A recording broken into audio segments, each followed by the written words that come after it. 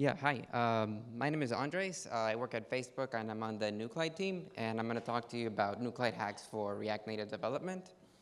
So Nuclide is a package for Atom. It adds support for React Native, Flow, Hack, C++, Mercurial. It has support for remote development. It supports really large code bases like ours. It's basically what we use at Facebook for development. I'm going to show links and stuff at the end for what I'm talking about here.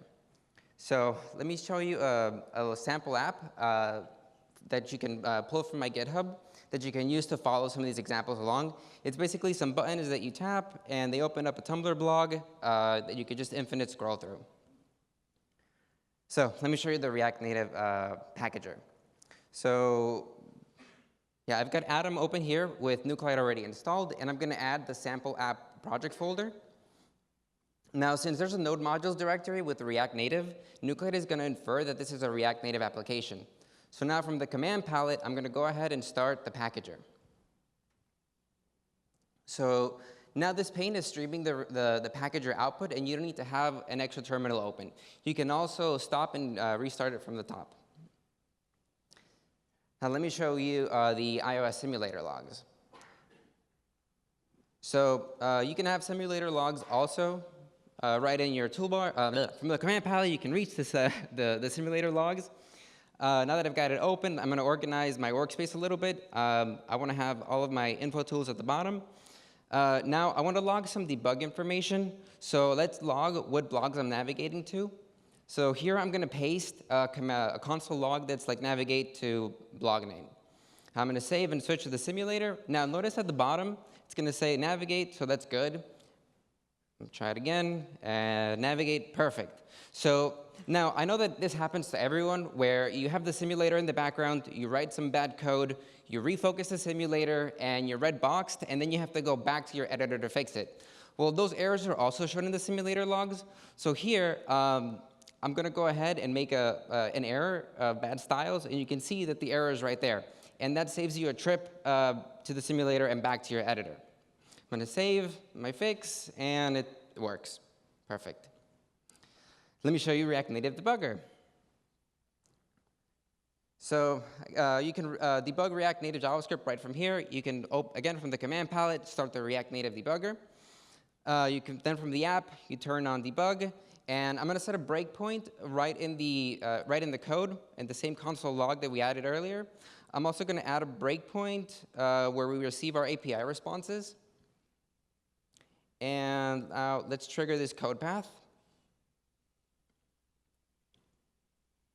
So now I'm stopped at the first breakpoint, and I can inspect the scope and even mutate it. So I'm going to go ahead and change blog name from the Fluffington Post to Menswear Dog. Right? So I'm going to go back, and I'm going to step through the code a little bit, and I'm going to see the effects of this change live. So you can see that the console log changed, the scope reflects the new value. This next up is bad video editing, okay? So now we've got our API responses for the new value. Perfect. Now, let me show you the React Native Inspector. So again, from the command palette, I'm going to go ahead and start the React Native Inspector. So you can go ahead and search by component name. Or you can even inspect your way to one.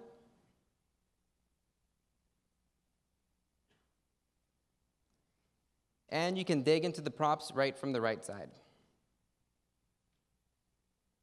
Perfect. Right, more. Flow.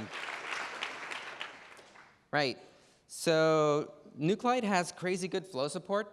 First, jump to definition. So command clicking there takes you there. So this is jump to symbol. Then you have jump to a file from a require. You can even jump to a node module. And you can even jump to imports. So now I'm going to show you type hints. You just hover over a symbol, and you can see a little data tip with the type of that. Now I'm going to show you autocomplete. Here, Flow is going to ahead and give me suggestions based on the properties that exist on this post object. Now, I'm going to go ahead and introduce a mistake, and Flow is going to tell me that that property doesn't exist on that object. But it's important to know that Flow errors are more like suggestions. They're informational, but they don't really affect your ability to run the code. So here, the code ran, but it's just that my text is missing because it's undefined. I go ahead and I fix that, and the error is gone. Go back, and it just works. Thank you. So, yeah. Download Nuclide.